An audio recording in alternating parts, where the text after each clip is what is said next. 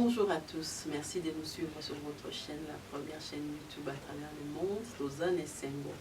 Il y a représenté une émission à Lelo, entretien, il y a Lelo, Toyambi, collaborateur, il y a président, il y a Sensa, Joseph Olengankoy, Zali, avocat, cadre Nakati, il y a rassemblement des forces acquises au changement, El Kassavobo, maître Jean Boba, né invité na biso lelo, na ye penza tokosola masolo ya mboka, boyebi yango que actualité ezalaki dominé ba tango eleki na likambo etali Sensa, bandeko bayebaka penza sutina ya Sensa wana te, mosala yango ezalaka susu nini, mingi basengaki que ezala bato ba longola yango penza pozali kolia penza mbongo ebele ya leta mosala moko baomona ezosala wana te, tokolobela yango na proche collaborateur, il y a président, il y a institution wana, tokolobela pe mitango mbongo ebele oyo toyoki ebungi kuna na kati ya Sensa, bato mingi balobi ke Joseph Olengankoy na clique na ye bazolia mbongo kutu ezali tozoka nde kati na bango moko ndeka basekele ezali kobima likambo yango ezali nini biso toyaka na source mpona toyeba eloko nini réellement ezali koleka, et nous avons fouillé tozwi mwana mboka Jean Boba ye nde akomeka mpe kolimbolela biso est-ce que mosala ya Sensa ti lelo mpe esila te accord yango mpe baprésident élection mpe déjà esalama mpona nini mpe batikala bango kaka makambo ya mosala yango ya Sensa te. Actualité oblige, boyebi 30 juin, nous avons fêté 60 ans d'indépendance. Quel bilan dressé? Le président a dressé un bilan sombre. Et il y a 60 ans d'indépendance, il y a RDC, invité la personne Rolobanini, comme de profiter, comme vous allez avocat, point de vue par rapport à ce qui s'est passé, interpellation, la vice-premier ministre en charge de la justice, paix, communiquer sur loi Minaku ou ezosa la penza makele lepe na kati ya politique ya mboka na biso rester connecté. Maître Joboba Mbote mama. To yambio lisusu esali tango molai penza to yambaka o mingi susu te na chaîne na biso, mais loko to moki yo pozali moko ya bato bazali pene. Il y a président, il y a Sensa, Joseph Olengankoy, il y a cadre na kati ya plateforme politique il y a bandai ko diriger na ebité so ka diriger kaka pona fonction na ye na ebité balobi mbongo ezubu ebongi kuna olandaki procès 100 jours à likolo justice et ça musala ebele ya ba millions de dollars ezobunga na Sensa. Qu'est-ce qui se passe ba membre Sensa bango mo bango ndo obimisa la vérité? Merci. Il y a un plateau le 30 juin, jour ya 60e anniversaire de l'indépendance nabiso. Namakambo Italie Sensa. Je pense que Batu Bazali ko vilipendé président Olengankoy pour rien. Nulle part gouvernement Yemoko à reconnaître avoir donné 3 millions de dollars à président et à Sensa, président Olengankoy. Ils ont dit Moko, Kati, il y a des membres du rassemblement, ou à qui membre Sensa. Ils ont dit qu'on propager des fausses informations. Ils ont dit qu'on vilipender, qu'on salir l'image du président Olengankoy. Pour la nini, c'est parce que Moko, il y a un membre du rassemblement, Azala qui candidat député national et provincial, la circonscription électorale n'a à Demba, à niveau de Kassai Kuna Nakana. Alors, tu as dit que la loi électorale, il y a 2018, est interdisant qui, dans les membres du Conseil national qui a suivi l'accord, puis la processus électoral, va se porter candidat député. Ou il y a un candidat député et c'est un candidat a démissionné. Ils allaient dans l'article 10.9 de l'électoral. Tellement qu'il y a un comme on a mis là-bas, il y a autant de sous comme on a été. Parce que comme le qu'on a la publicité. Alors, à Kendeki comme candidat. débarqué comme candidat à l'élection. Na propre gré na ye, mutatinda qui a que les candidats dans la quitté. Parce que dans la chef, à ta chef il y a parti politique. Parce que tu dis que parti politique membre à la SOP. Membre à la SOP. Le lengue mon copain on a dit chef il y a parti politique membre à la SOP. Alors à se porter candidat, à aligner peu candidat na ye, il y a parti dans la liste il y a la SOP parce que la SOP en dehors il y a plateforme politique, c'était un regroupement politique électoral. Alors il se fait que tant accueilli ça la campagne là, c'est vérifiable. Son nom était sur la liste. Sa candidature a été réceptionnée par la CENI. Or, depuis que le candidat n'y soit il y a membre n'y soit il comme candidat député d'office, il a démissionnaire parce que la loi interdisait. Alors, le coup a qui combattre campagne à ce portail candidat d'office comme d'office a perdu la qualité là il y a membre à 500 ou bien soit il fallait bien invalider candidature na niveau CENI, mais comme CENI a validé qui candidature na comme candidat député d'office après qui mandat na 500. Alors à quelle élection côté que qui combattre campagne tant va publier ba résultat a échoué. Alors tant a échoué il y a besoin de la président de l'Angakoi. Ah président la monifona pour récupérer siège nanga na 500. Président Biten trouvé na on a lombango boyité. Oui bien que bibe ko mboka et puis c'est qui bino aucun candidat. Mais yo comme aucun qui candidat. En tout cas pour l'instant il faut accepter ça nini au CGT. C'est la nouvelle ordre. Azaye mon côté azana kawana. Il y a plusieurs membres. Même il y a un regroupement politique moussous. Oh yo ba perdre ma mandat na bango, mais on va comme il va député, ba moussou va comme il va ministre. Ils n'ont plus siégé au Sénat parce que c'est incompatible. Alors, devant cette situation, à Monique, hier à perdre des postes naé, des abandonnés pour s'acharner contre le président. Le président c'est un légaliste. La couille pour sous-souter aux zones à la Sénat. Parce que ce serait violer les textes.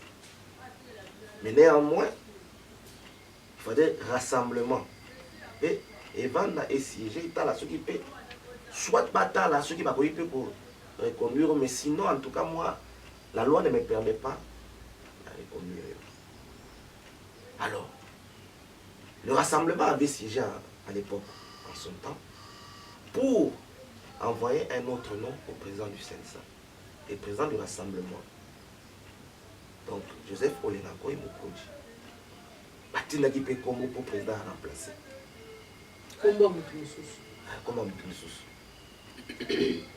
Président Tindaki Kombo. Et tout, par exemple, Tindaki Kombo. Or, ce qui est regrettable, c'est ça la passe.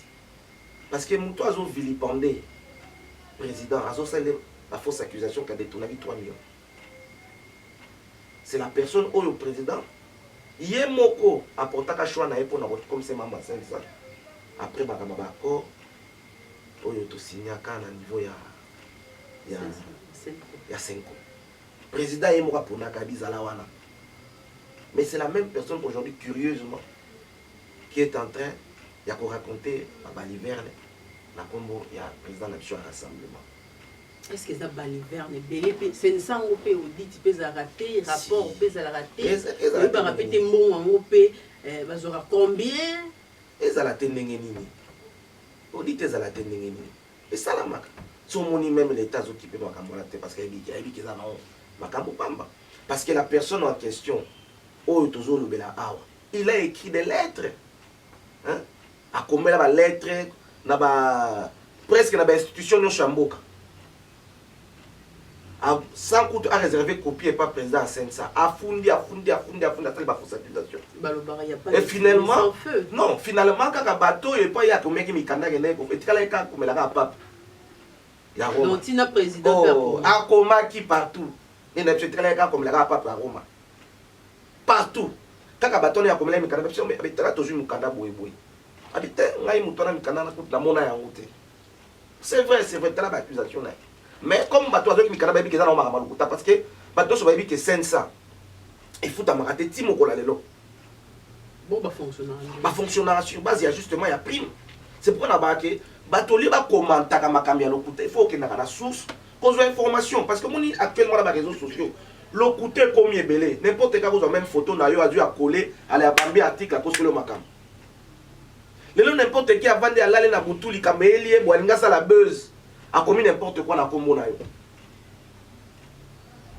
nde tellement que batu ba ebi ki ba pesa sensa ta mukoro mongombo wana te omuntu batu ki pe a côté et fonctionnaire baza na rémunération te na sensa na zo bisayo rémunération exacte ezali kambia ko vérifier.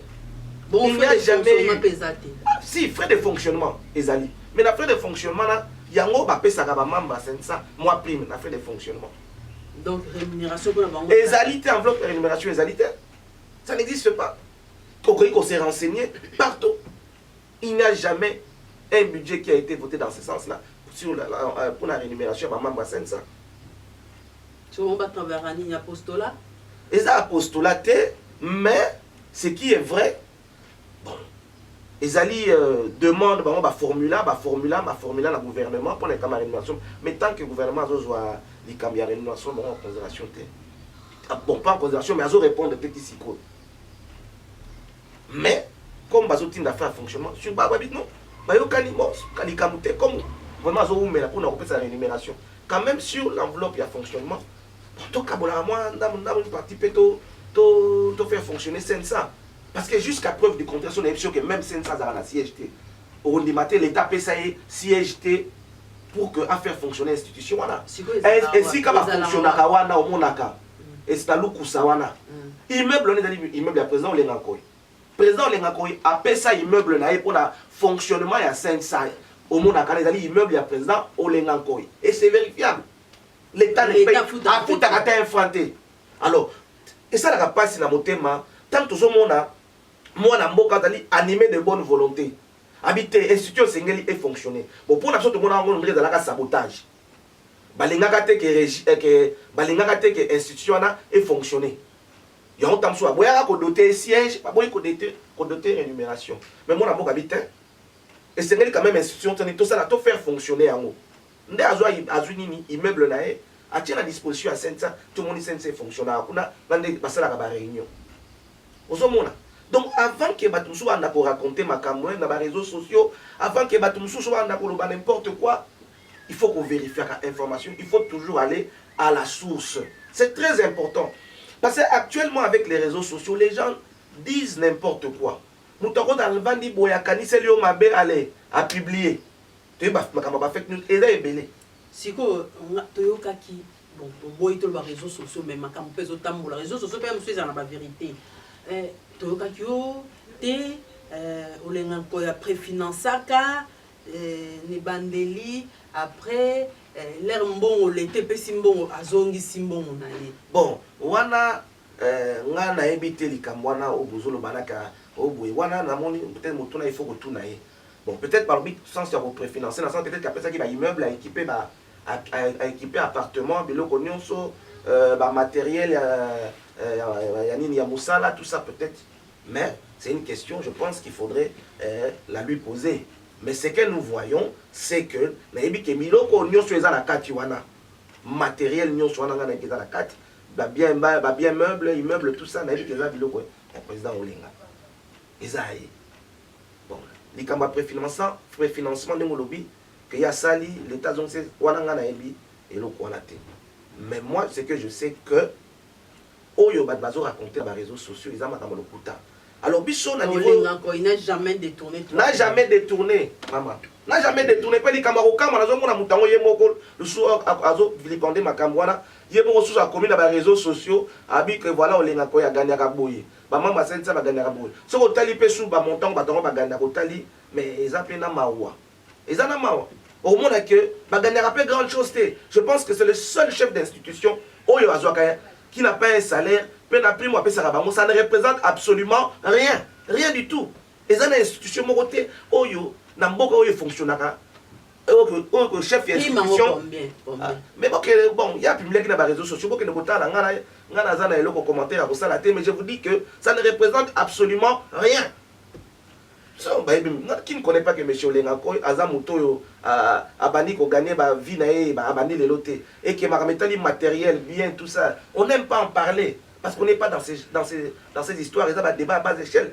M. Olengakoy n'est pas un monsieur qui est pauvre, raconter n'importe quoi, à détonner, bon, on connaît. Nous connaissons le combat qu'Olengakoy a mené. C'est un monsieur qui a sacrifié toute sa jeunesse, s'il vous plaît. Ce qui mouto a qu'on dit n'importe quoi. Mais tout le monde est politicien, abadi la politique, le long de l'opposition. Quelques années après, une année, 2 ans après, elle va débaucher à quel mangeoire. Mais M. Olengakoy a fait combien d'années et il est resté constant dans son combat politique? Qu'est-ce qu'il ne pouvait pas avoir comme poste, vu son poids politique? Il y a des questions à lobby dans Mboko. Nana quoi qu'on résister. Il a fait trembler ce pays, il a fait trembler la ville de Kinshasa ici. Dans ma journée, dans ma ville morte, dans ma manifestation. Je pense que les gens doivent respecter ces messieurs. Ils doivent cesser de raconter des bêtises en son nom.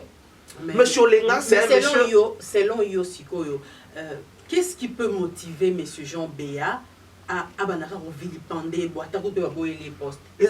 Parce qu'il a commis aigri, c'est tout. C'est un aigri. Maman. Parce que Nabi, Eza a commis aigri. Tout le monde politicien congolais. Lelo, au monde, tout le monde m'a mis sur la moelle pour tout le monde a pété. Tant que va pécier pouvoir, Aza côté Nabino. Azolo Bamalamu, Abani quoi censé, qu'on jetait ma fleur. Même qu'on leur a sous la majorité à Abalouki, a changé quand, a commis l'opposition. C'est ça. Le type de politique congolais que nous avons.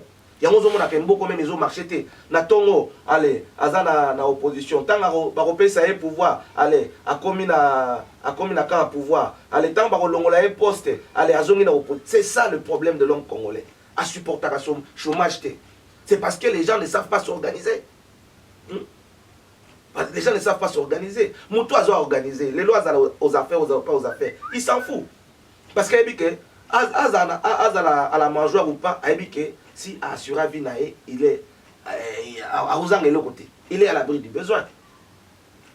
Mais la plupart d'entre les politiques congolais, ils ont qu'une fois, va retirer gâteau, va retirer, il n'est plus à la mangeoire, c'est fini. Commence à raconter n'importe quoi. C'est ce que nous décrions. Le président a discours, on est dans le versatilité. Mais versatilité, on politique, on a bien monté la Congo, c'est réel. Versatilité, il y a ma casse dans l'homme congolais. Alors, si vous savez, ça peut continuer à ça, l'élection de Salamanango, bande de communes qui vont dissoudre en Okaka. Ils ont dit que les frais de fonctionnement va fonctionner. Maman, frais de fonctionnement, d'abord, il faut que tu détails. Frais de fonctionnement, c'est combien? Il y a combien de fonctionnaires? La limite est à fonctionnaire, on attend 1 franc congolais. Et qu'on attend 1 franc, je vous assure. Ils ont un million de mais je vous dis que ça ne représente absolument rien fait de fonctionnement. Voilà. Pourquoi? Le Sensa a une mission. C'est de pouvoir organiser les élections. Et il faut pas qu'il y ait un parachèvement, il y a des élections. Or, on est président, déjà, Aïebani, gouverneur, Bazali. Soki tozongi na accord cadre, na accord to signé na 5 ans. On tobi que mission à Sensa, ezali ti na organisation, il y a des élections locales et municipales. Mais si les lois, il y a des élections locales et salamité. L'élection municipale et salamité. Pour preuve, tout le monde n'est pas nommé bourgmestre. FCC na cash basani. Ba poni poti na bango bachi. Est-ce que tu as un bon accord? Il y a Saint-Sylvestre. Bosco Joseph au Salani. Mais justement, c'est ça sa mission. Justement, le problème c'est lequel? Voilà, justement, c'est justement la mission du Sensa. Il faut veiller pour que l'élection est salama. Mais le problème, ce n'est pas que lui n'est pas, comment dire, n'est pas l'institution spécialisée pour organiser les élections. Il y a une institution technique qui est la CENI. Où il faut organiser le qu'on appelle gouvernement. Organe a suivi. Justement, il est en train de suivre et vous dit que nous n'avons pas organisé les élections locales. Est-ce qu'il l'a dit? Et municipales, mais comment pas? Parce que tu es parti tes alliés, malgré que tu es parti tes autres salamatés. Justement, sur le total tripartite à souke salamaka na gouvernement. Pourquoi baseni baboya ka résolution nango? C'est parce qu'il y avait des membres du CENSA qui se portaient candidats aux élections. Quand la CENI a décrit cela, même il y a tripartite. À cause, il y a des personnes qui se portaient candidats. Il y a CENSA. Vous comprenez tout ça? Alors, tout ça, ce sont des choses qui bloquent les pays. Alors, nous ne pouvons pas encourager le mal. Nous devons décourager de tels comportements. Alors, en ce qui concerne le Mobi CENSA, mission n'a facilité. Les gens pensent que ceux qui les lotent, parce qu'on a élu un président de la République, on a élu des députés nationaux et provinciaux, on dit c'est fini. Et le reste des élections, qu'est-ce que vous en faites? Mais il y a une institution qui est chargée de faire le suivi. Tu as eu un politique congolais. Ils pensent que parce que la commune, ils sont arrivés, alors le reste là, bon, on s'en fout des autres élections. Mais moi, je vais vous dire une chose, maman. On ne développe pas un pays au sommet de l'État. Ce n'est qu'ici au Congo, tout le monde a Makambouana. Bamboko, nous sommes bien développés. Développement est toujours la base. Tant que les entités territoriales décentralisées et qu'on a la mise en place, et qu'on connaître et sortir, et qu'on connaître le développement. Regardez des pays au monde, des grands pays au monde, le Nigeria, le pays, les États-Unis, il y a une forte décentralisation. Donc il y a des problèmes qui se passent à l'arrière du pays, qui ne doivent pas trouver des solutions au niveau du gouvernement central, ni au niveau de la province.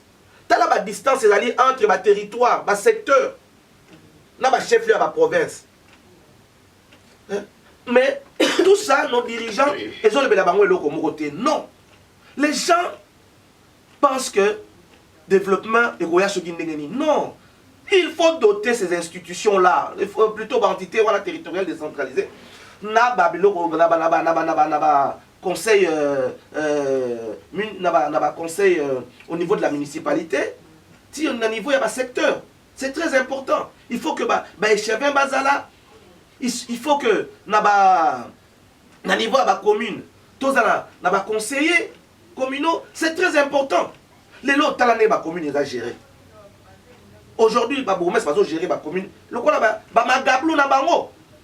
Hein? Ba rendre compte na peuple té parce que peuple n'a tindi ba représentant na niveau ya conseil municipal té. Oh, c'est ça la mission du CENSA. Si va organiser une élection, voilà, la mission du CENSA prend fin. Et cela est bien prescrit dans la loi. Elle prend fin à l'organisation de l'élection. C'est fini. Ce n'est pas que les présidents s'accrochent à cela ou quoi que ce soit. Mais nous sommes respectueux des textes. Ceux qui veulent la dissolution de cette institution, ce sont des gens mal intentionnés. Ah mais oui, parce que les députés nationaux, les députés provinciaux, les sénateurs, parce que l'équipe Joseph Olenganko, ils ont ça les logotés. Ils ont ça les logotés. Ceux qui gouvernement, ceux qui l'État adopté un siège. Si les lots, ça coûte la rémunération. Est-ce que là, faut dire M. Joseph Olenganko? Mais il les fait fonctionner. Dans ce qui appelle ça immeuble naïe comme siège. Ça signifie qu'il y a une volonté de sa part. Parce que ce n'est pas lui qui prendra l'argent dans la caisse de l'État pour financer la CENI et pour organiser les élections. Il y a une structure organisée, une structure technique. Et cette structure technique, actuellement, il y a des problèmes même pour le remplacement de ces animateurs. Hein? Vous comprenez? Donc, on a Joseph Olenganko été, et si on a que non, à que na cardinal, ou bien na niboye, ni kambango, za ni tolandela pour m'akambo kende libos. Non, moi je pense que le président Olenganko n'a pas fonction pour assumer. C'est un homme qui est appelé être, comment dire, l'église au milieu du village. Il y a certaines démarches qu'il peut entreprendre, il n'est pas obligé, il y a qu'à crier, il y a qu'à une publicité. Monsieur Joseph Olenganko, c'est un homme de paix. Et surtout, ma fonction à assumer en tant que président à CENSA. Ce n'est pas quelqu'un... Il n'est pas effacé. Mais sauf qu'il peut entreprendre certaines démarches pour lesquelles il n'est pas obligé de faire trop de bruit. Parce que c'est un homme qui doit réconcilier. Hein? Moi, problème pour les alliés, il y a à me réconcilier. Moi, qui m'ai à tout ça. C'est ça aussi. Ça fait partie aussi de sa mission. Mais ne croyez pas que Makametali élection, le président Lekakoy se tait pour l'organisation d'élections locales et municipales. Non. Il travaille. Il travaille. C'est un bouton entre Kachnev, CCS, qui n'est pas côté. Bon, tu vois qu'il y a une rumeur qui il semble que Yépé a Salagimo Moussala Boutou on a quitté moi attention. Bon, ce que je peux dire, cette question, il faudrait la lui poser. Parce que Makamia FCC cache, je vous assure, les autres qui ont la beauté. Et ceux qui ont ça là qui amour, je dirais, ça fait partie de ça. Mission en tant que Sensa, Kochakimia. Et s'il l'a fait, gloire à Dieu. Parce que surtout Tiki Kaka, deux regroupements politiques, Moko Kaka va régler la tension à 4 là, un jour, Moko peut exploser. Parce que vraiment, la tension n'est pas bonne au pays. Nous avons l'impression qu'à tout moment, les choses doivent exploser. Les choses peuvent exploser. C'est pourquoi, une des raisons encore de dire que le Sensa est très important. Et surtout pendant cette période. Parce que, n'a pas ce exemple, les locaux Wanakuna, et celles qui sont sur la société, ou sur la santé, par le canal médiateur, pendant qu'il y a une institution qui est là pour ça. Vous comprenez? Le bien-être du Sensa. Donc, le président Joseph Olenga Koy, moi je pense que c'était un homme d'expérience. Surtout actuellement, vous verrez que même il y a Trump,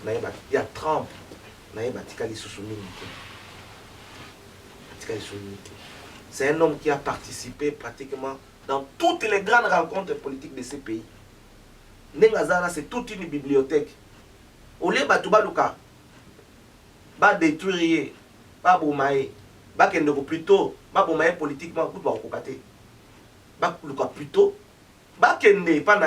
au consulter pour appeler Sabango Boania par rapport à l'expérience politique au Azanango.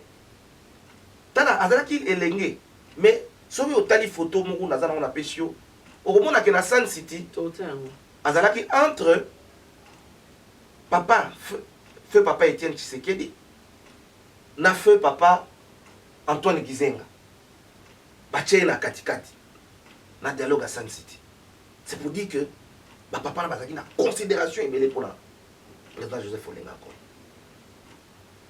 Vu batalaki âge na été, mais batalaki sagesse na ye, na combat politique na ezalaki constant. Constant, ça m'a l'opéra. Oui. Totalaka dernier na l'opposition, Kabila microbe, Kabila nini. Après, la Kabila, on a lingi kimia. Finalement, on va mettre une question. Je pense qu'on parle de la constance, c'est dans les combats politiques.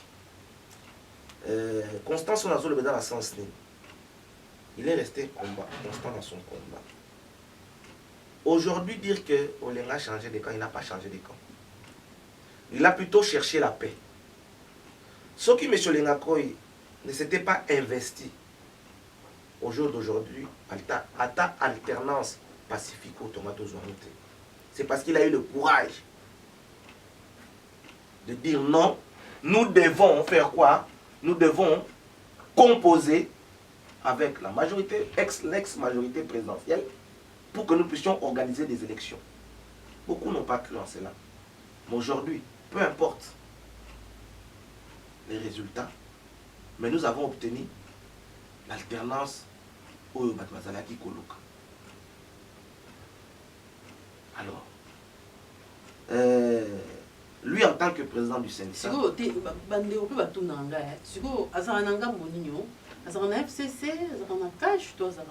Est-ce que Bino Mouna qui a signé na FCC ou bien signé na cash?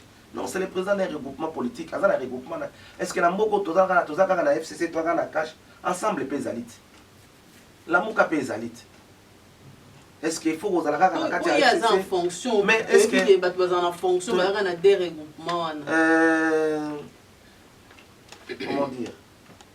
est-ce que fonction à obtenir en pour la élection ou bien fonction à obtenir en à partir d'accord il y a Saint-Sylvestre à partir d'accord il y a Saint-Sylvestre n'est à obtenir qui fonction à obtenir qui fonction en que parce que au toqué ben élection voilà tu vas autour d'une table pour qu'on se partage les pouvoirs. Ça n'a rien à voir avec ça. La fonction qu'il assume, c'est les résultats des accords de la Saint-Sylvestre. Et lui, en tant que président de cette institution, il est appelé à avoir une certaine neutralité dans certaines choses, dans certaines, voire même dans les cadres de ses responsabilités, il doit avoir une certaine neutralité. Donc il n'est ni du cash, ni de FCC, ni de la MOUCA. Il est rassemblement. Voilà, président du regroupement politique, rassemblement, qui le lie à sa fonction de président du CENSA.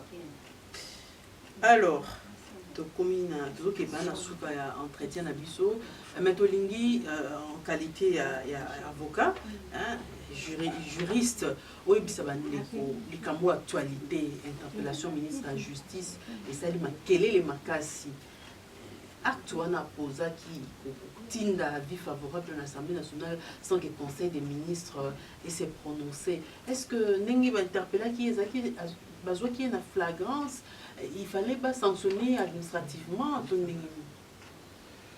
Bon, je dirais ceci. Mon ingai ma réseaux sociaux dans confiance limitée. Mais là, on a se limité la correspondance. On a mon premier ministre Komaki.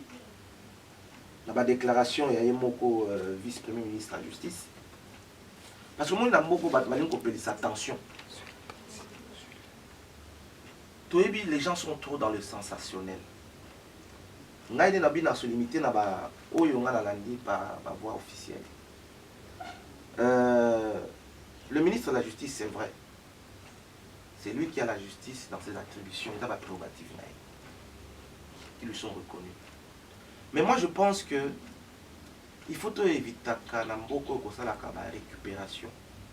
Parce que ngai nalingaka songolote et que songolo, n'est-ce pas, a sali projet de loi moko, alors il faut s'attaquer na ye na bana kotalisa mokili matière et l'eau qu'on est dans ma vie. Mais nga nalanda ki député moko azali proche ya cash mais la MOUCA, mais au veille des élections, qui est soutenir candidat cash. Alors, qui est très bien, malgré qu'il ait utilisé un langage un peu politique, qu'il a initié une révision constitutionnelle dans laquelle il fallait incorporer le ministre de la Justice, la Katia Conseil supérieur en magistrature, mais pour lui, il disait que ce n'était pas le temps. Mais c'est pour dire qu'il n'est pas tout à fait aussi contre. Parce qu'il y a aussi le bien fondé de cette loi. Et c'était parce que Bino, Boyo Kanakate, et que Nyon Sobatona Barossa les Amabé. Ce sont des choses que nous devons éviter. Alors, le président de la République. Non, non. Est-ce que il faut d'abord lire. Parce que le jour où on a qui même juriste moko. À ce cas l'article moko tag il reste à Boaki. Ma bloc on est photo éviter ce n'est pas bon. Babité ka joue prérogative à chef de l'État. Je ne les défends pas. Je ne suis pas du FCC. Mais je dis ceci. Et l'Okoye va interpeller qui babi parce que c'est là qu'il faut en écriture, parce que il a transmis les documents à un niveau il y a l'Assemblée nationale. Suivez un peu au niveau de l'Assemblée nationale sans l'accord du gouvernement. N'est-ce pas? Bon. Mais Kuna, même si c'est grave, disons-le, c'est une faute administrative. Est-ce qu'il y a eu flagrance? Parce que tu as dit que pour parler de la flagrance, il faut qu'il y ait un clameur, il y a ceci, il y a ceci. Est-ce que... Non, moi je pense. Tout ça, la politique, il y a 2 poids, 2 mesures. Il y a un ministre, il y a UNC, pour lequel on devait faire des poursuites judiciaires. Pourquoi parce qu'il y a une autorisation à l'Assemblée nationale à lever, à autoriser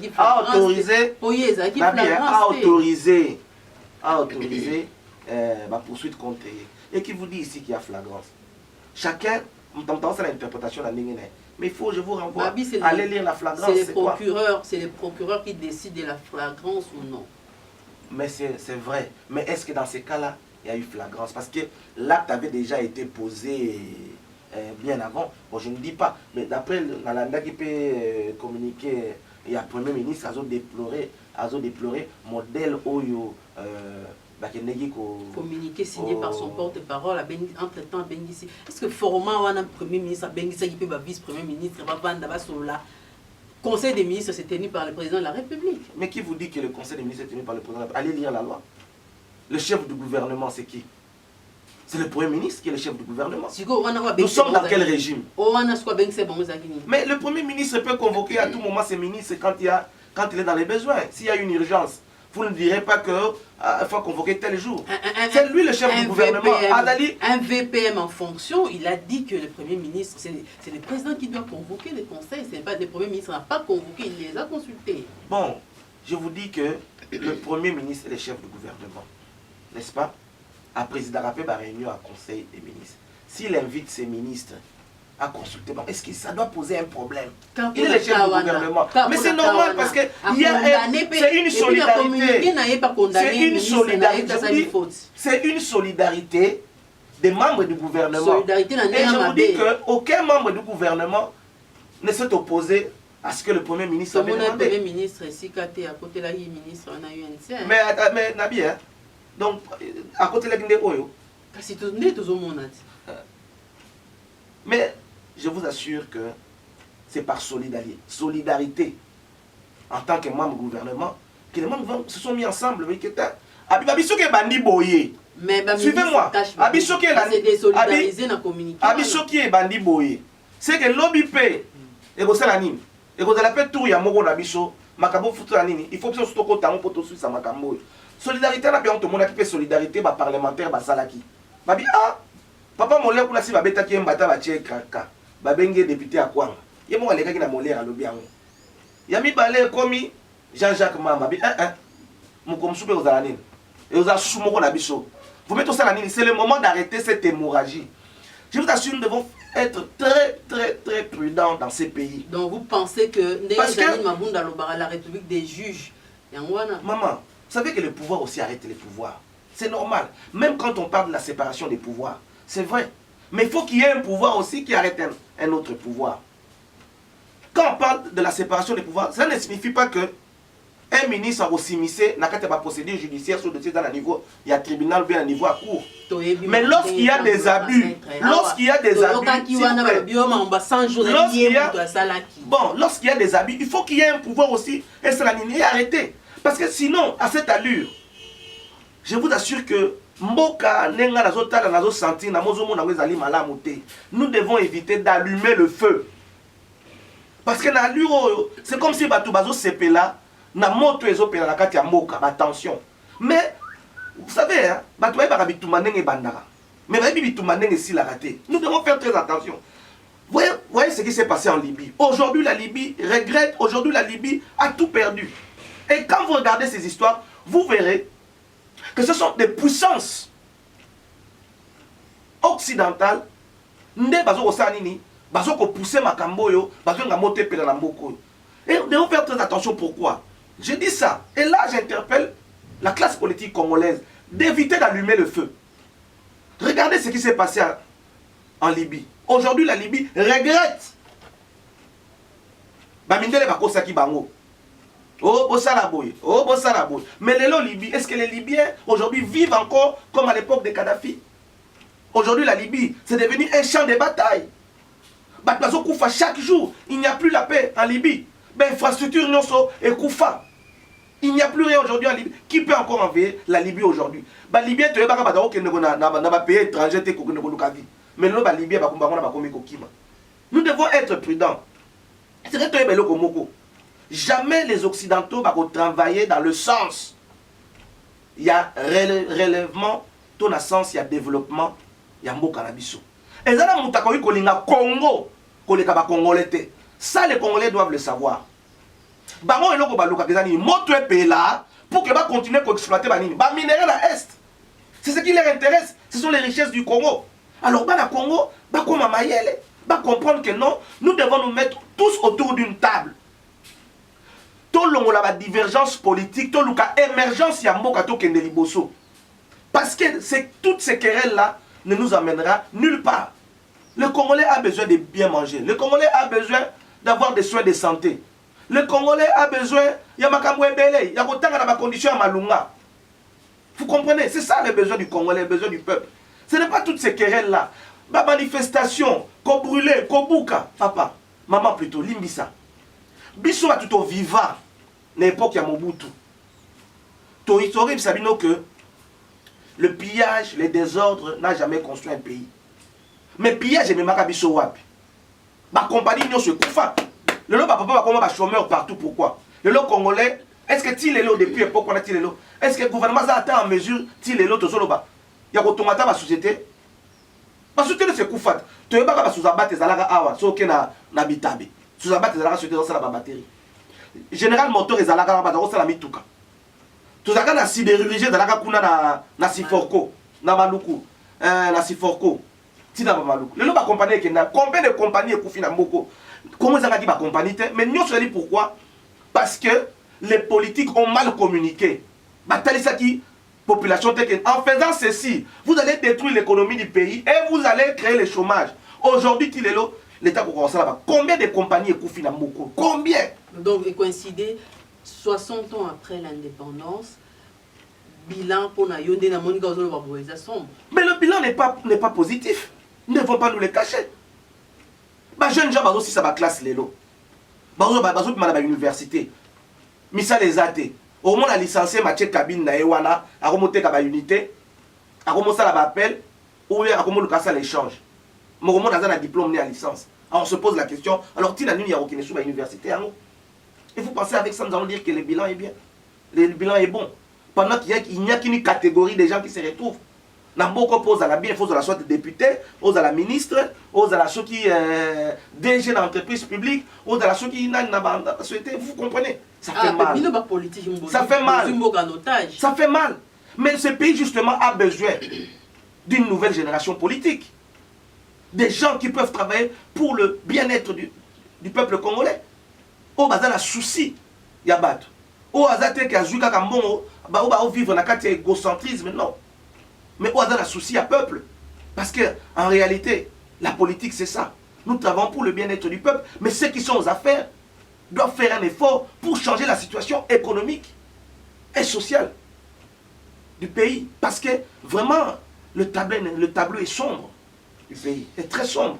Alors, Maître Boba, tu as un entretien à Bisso, tant au Penza et Koki, en une minute, message nous lancé par Congolais, par Holanda ou qui nous message où on a lancé dans les Congolais nyonso. Abat la violence, abat le tribalisme. Unissons-nous, Congolais, pour que tout le monde soit na biso. Ezala mboka mususu oyo nzamba apesa biso te. Le seul pays que le Seigneur nous a donné, c'est la République démocratique du Congo. La République démocratique du Congo, c'est la plus belle femme du monde. Car elle est convoitée par les puissances étrangères. À ce jour où nous parlons, tout le monde faut la frontière n'a commis perméable. Les pays étrangers va commis kokota. Parce qu'ils ont envié bien abisso. Ils ont exploité bien abisso de façon illégale. Ils ont passé. Ils ont boma, bandeko nabisso na est, ils ont koufa, ils violent les salama, ils massacrent. Mes frères congolais, le temps n'est pas à nous quereller, mais plutôt le temps est arrivé que nous puissions nous mettre ensemble pour travailler et relever ces pays. Pour que le massacre ici là dans l'Est, pour que Bana Nabiso, Baliaka, Tongo, Midi Pokwa, pour que Misala, Namboka Oyo, va créer en haut. L'heure n'est pas à la division. L'heure n'est pas à la haine tribale, mais l'heure est à l'unisson. Unissons-nous, chers Congolais, pour que te relever Mboka Oyo, pour défier Zamounene. Je vous remercie. Maître Jean Boba, collaborateur et président à Sensa, Joseph Olengankoy, avocat et cadre en cas de rassemblement des forces acquises au changement. Merci beaucoup, maman.